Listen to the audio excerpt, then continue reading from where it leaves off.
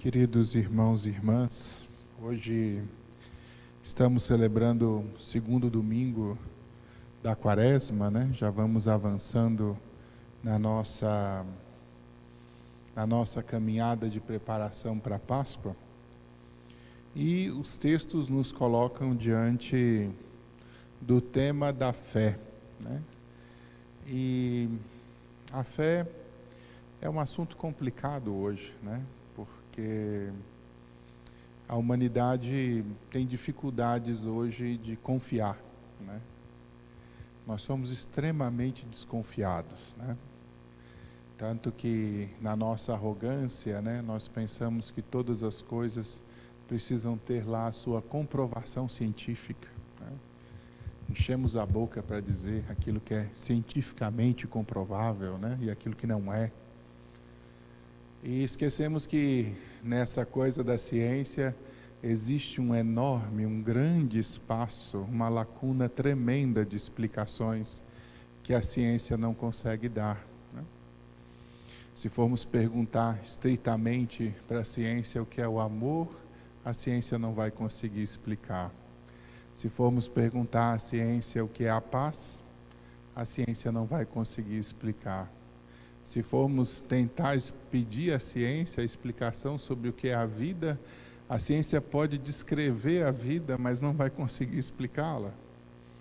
Quer dizer, o universo da ciência, embora seja extremamente útil, ele é também, sobre muitos aspectos, extremamente limitado.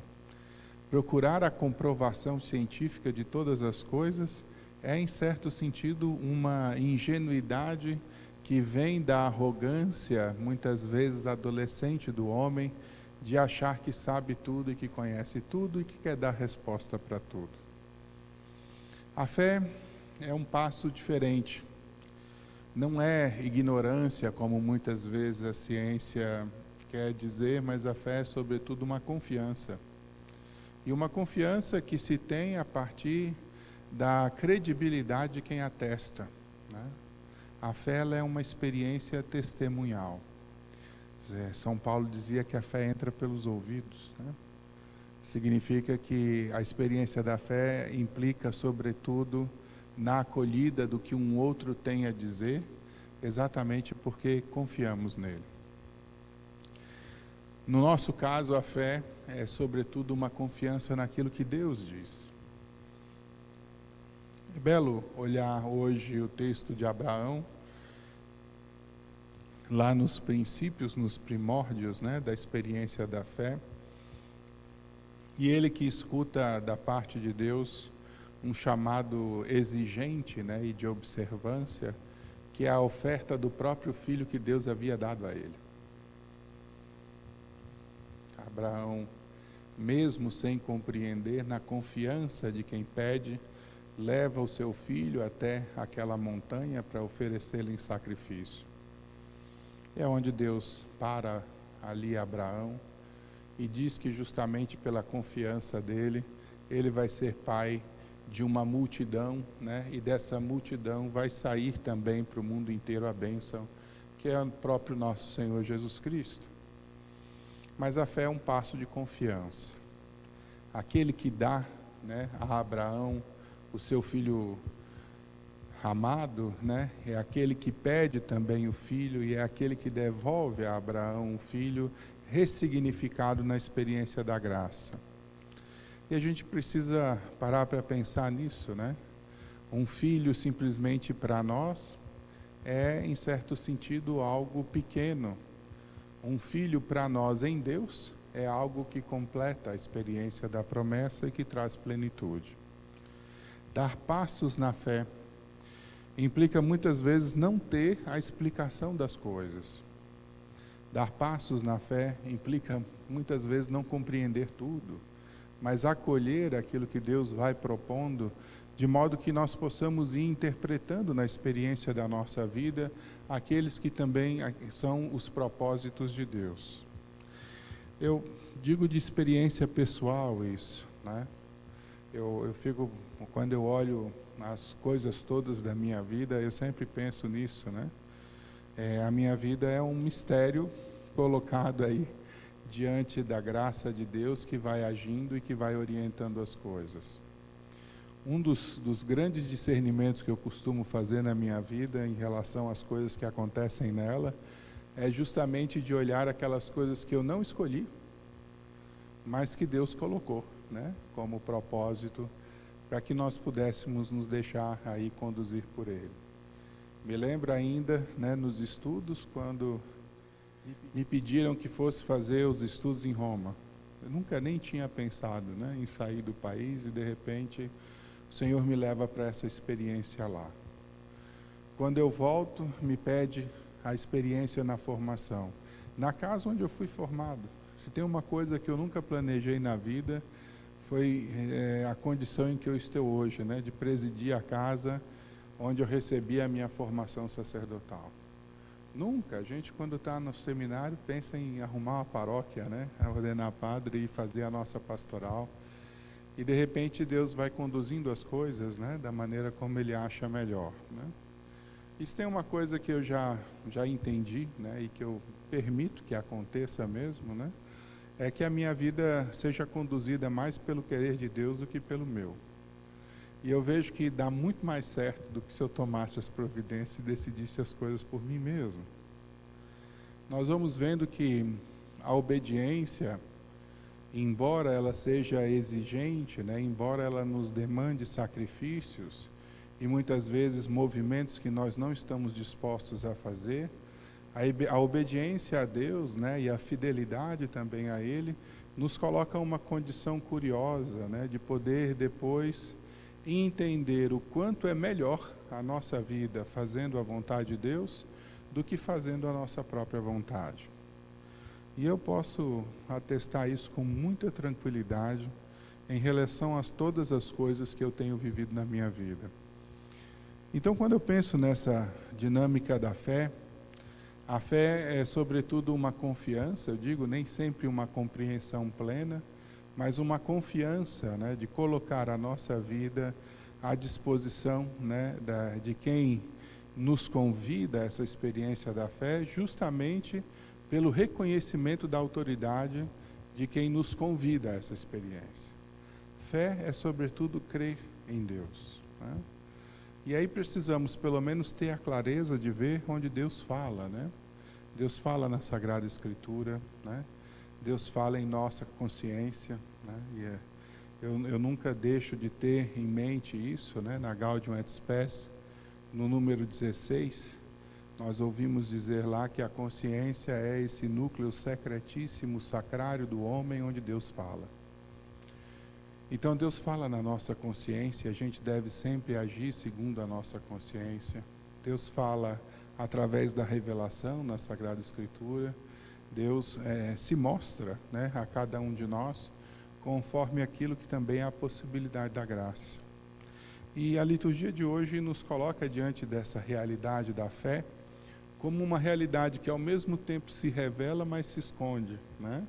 Ao mesmo tempo que ela nos convida à acolhida, ela não nos dá todas as informações. O texto hoje da Transfiguração nos coloca diante de poucas ocasiões em que a fé se encontra justamente com a visão, né? Ou seja, com a percepção plena do assunto. Jesus se mostra, né, a esses 3 discípulos de uma maneira que não vai se mostrar ao mundo, né? Se mostra na sua plenitude, né? De repente a sua face se enche de luz, né? As suas vestes se tornam claríssimas, né? Está conversando com Moisés e com Elias, a nuvem que envolve é o próprio Espírito Santo, e a voz que vem, né, do céu é o próprio Deus. Então a Trindade se coloca ali, se revela, né, naquelas condições, a ponto de Pedro ter o entendimento. É bom estarmos aqui, né, onde as coisas todas são claras, né, onde as coisas todas se percebem, onde Deus se mostra, né. É bom estarmos aqui. Vamos fazer as tendas, né, vamos morar nesse lugar, né, que é o lugar onde mora Deus e é o lugar onde nós também queremos estar. Mas essa experiência da transfiguração é, sobretudo, né, uma oportunidade para revigorar a nossa experiência de fé. de aprendermos a ver aquilo que não se vê, né? A olhar por trás das aparências e, de repente, conseguir colher na profundidade aquilo que são as experiências que nós vivemos e experimentamos na vida. Quando vejo esse texto da transfiguração e quando Jesus desce com os discípulos, né, e diz a eles, olha, vocês não falem isso a ninguém, é um pouco porque acho que dentro da experiência da vida da fé, Deus não quer se impor, né? Deus quer ser acolhido por amor, né? Acho que se Jesus tivesse se manifestado de modo pleno, nós não poderíamos resistir a essa evidência, né? E isso seria, sobre muitos aspectos, uma imposição da parte de Deus. Deveríamos e não poderíamos fazer outra coisa a não ser nos submeter. Mas Deus nos quer por amor, né? Deus nos quer por eleição. Deus nos quer por proximidade, por acolhida. Por isso nos permite, né, ver e não ver, né? Por isso Jesus fala ao mesmo tempo às pessoas e fala com as pessoas em parábolas, né? Para que as pessoas pudessem ao mesmo tempo dar passos concretos de experiência de fé e de compreensão, mas ao mesmo tempo, se não estiverem abertas a essa realidade, permanecem com o coração fechado. É curioso ver que em nome da fé mataram Jesus, né? Quer dizer, é um contrassenso, né? Pensaram que estavam fazendo bem ao eliminar o Filho de Deus, em nome da religião. Então, a religião enquanto tal, né, ela não é boa se ela não vier acompanhada justamente dessa proximidade, dessa compreensão de quem Deus é. A religião, ela não é boa se nós não ultrapassarmos aquilo que é o percurso da aparência para olharmos aquilo que está por trás da aparência. Aquilo que nós devemos, em certo sentido, alcançar na proximidade e na intimidade. Nessa sociedade nossa que é extremamente visual, né? A sociedade do Instagram, do instantâneo, né? Daquilo que é a aparência mesmo, será que nós conseguimos alcançar e olhar o coração? Né? Será que nós conseguimos nos aproximar daquelas realidades mais profundas? Será que nós conseguimos olhar além, né, daquilo que é simplesmente o que se apresenta? Porque a transfiguração é isso, é um olhar além daquilo que é a aparência humana de Jesus. É um olhar além, né, daquilo que são muitas vezes as coisas que estão aí na experiência da natureza, para encontrar também aquilo que é o sobrenatural. É um olhar além da fé, né, que enxerga nesse homem, nesse Galileu nascido na Nazaré, que não é lugar nenhum, né, o grande Filho de Deus que veio para redimir a humanidade. A fé é a experiência de nos tornarmos capazes de olhar para além da cruz, para além do crucificado. Porque hoje olhamos, ao olharmos a cruz, humanamente falando, é o grande sinal de fracasso. Um homem, né, que queria, vamos dizer assim, se projetar dentro do ambiente da sociedade e que acaba condenado à morte da maneira mais dolorosa e mais frustrante, vamos dizer assim, possível, né, pregado nu na porta da cidade. Humanamente, isso é um fracasso completo. E, no entanto, ali era redimida a humanidade inteira. O olhar além, né, o olhar em profundidade, é poder enxergar, além da aparência, aquilo que de fato as coisas são, quando nós conseguimos colocar nelas o olhar da fé. Daqui a pouquinho, ao celebrarmos a Eucaristia, todos nós vamos enxergar um pedaço de pão, uma tacinha de vinho. Se não conseguirmos olhar além, né, não conseguimos entender o profundo mistério desse Deus que se dá como alimento. A fé é, sobretudo, uma confiança naquilo que não se vê por conta da credibilidade de quem atesta. E aí precisamos olhar para Jesus. Ninguém tira a minha vida, eu a dou por mim mesmo, diz ele. É ele que diz, isso é o meu corpo. É ele que diz, isso é o meu sangue. É ele que diz, amai-vos uns aos outros. É ele que diz, ide pelo mundo inteiro. É Ele que nos convida a essa experiência de viver essa realidade de comunidade, de partilharmos a vida e de construirmos o reino juntos por amor a Ele. Tudo vem dEle e tudo deve ir em direção a Ele. E é assim que nós devemos viver a nossa experiência de fé. Ao olharmos aí a transfiguração, Jesus nos convida no final do texto a olharmos para além da vida, porque Ele diz inclusive para os discípulos: vocês não falem nada sobre esse assunto até eu ressuscitar dos mortos. E é uma coisa tão extraordinária que eles ficavam conversando entre eles: mas o que é que quer dizer ressuscitar dos mortos? Quem entra dentro da experiência da vida da fé, ultrapassa essa vida, ultrapassa esse mundo, ultrapassa essa lógica, porque entra na experiência de uma vida que ultrapassa a mera natureza e que alcança a sobrenaturalidade. Saibamos olhar por trás das aparências, queiramos entender as coisas com maior profundidade, né? Busquemos com maior intensidade a graça de Deus nas nossas vidas e nós vamos ver que somos capazes de encontrar uma plenitude nas pequenas coisas que a grande maioria das pessoas é incapaz sequer de perceber e enxergar. Deus é mais íntimo a nós, vai dizer Santo Agostinho, que o nosso próprio íntimo. Então, é importante que nós saibamos encontrá-lo também ali. Nesse percurso quaresmal, peçamos ao Senhor sobre tudo isso, né? A graça de crescermos pela oração na intimidade com Ele, né? A graça de amá-lo mais perfeitamente nas boas obras que fazemos aos outros, por sabermos enxergar a presença dEle também lá, né?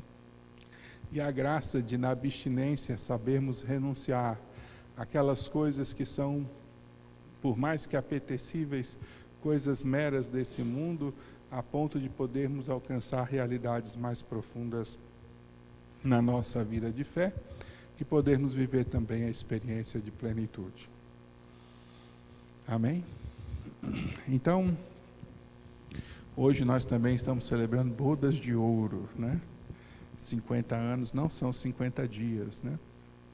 E quando a gente volta lá nos votos, né? E a gente vê o que é a proposta do casamento, né? É uma proposta para viver na alegria, na tristeza, na saúde, na doença, todos os dias da vida. Eu tenho certeza que quando vocês fizeram esses votos lá, né, no começo da vida de vocês, Antônio e Leila, vocês não imaginavam, né, nem os 10 quilômetros da frente dessa história, né? E quando a gente chega hoje para celebrar os 50 anos, a gente consegue entender bem que essa experiência de amor é uma experiência provada também na história e no tempo. Na alegria, na tristeza, na saúde, na doença, todo dia, né? Então, o amor é, sobretudo, essa experiência para ser vivida todo dia, né? Hoje o que nós estamos celebrando é, sobretudo, né, a vitória da perseverança, né? Da resiliência, né, da persistência em estarmos juntos, né, apesar de nós mesmos, né, mas com uma esperança muito grande de poder viver, né, de modo muito concreto essa realidade do amor.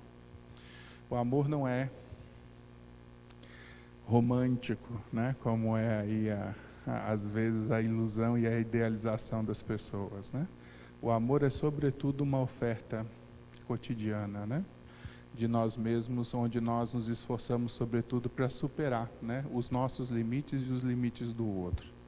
Chegar a celebrar 50 anos é chegar a celebrar exatamente essa grande verdade de um amor, né, que é a oferta cotidiana. Que alegria poder celebrar isso, né? Que alegria. Nós queremos sempre que tantos possam alcançar essa mesma experiência, né, de chegar juntos aí, né, aos 50 anos de vida conjugal, vivendo, né, aquilo que tem para hoje, com aquela disposição mesma, né, de amar ali naquelas circunstâncias e naquilo que nós somos. O que nós podemos desejar hoje, de modo muito sereno, né, é que Deus confirme o amor de vocês, né, continue dando plenitude, né, e que vocês persistam nessa realidade da graça, dando a resposta aí de cada dia. Eu, quando olho para esse negócio dessa pandemia, nós estamos aí 1 ano, né? 16 de março vai fazer 1 ano do primeiro lockdown, aí nós já estamos decretando outro, né? E a gente nunca viveu isso na história, né? Nossa, a gente não sabe, eu, pelo menos na minha vida, que é menos do que vocês têm de casado, nunca tinha visto uma coisa dessa, né? De termos que ficar tanto tempo numa situação de privação, sobretudo com ansiedade, com medo, né? Dessas coisas todas. E quando a gente pensa qual é o caminho para a gente também lidar com as nossas ansiedades, com as nossas inquietações, mesmo nesse tempo, eu não encontro outra resposta senão o amor, né? É o amor que é essa força restauradora, né? Curadora e que dá plenitude para todos nós, né? Então hoje nós queremos desejar a vocês, né, que no amor, né, a gente possa viver a nossa vida superando todas as coisas e, como diz a bênção nupcial, depois de uma vida longa e feliz juntos, alcancemos a graça do céu, né? Então hoje nosso louvor e a nossa gratidão pela vida matrimonial de vocês, né? E o nosso pedido, sobretudo, de que Deus siga confirmando esse esforço, né, de resposta generosa que vocês têm dado, né, nessa decisão de estarem juntos, né? Então, que Deus abençoe, né, e vamos seguindo aí o nosso caminho, tá bom? Creio em Deus Pai,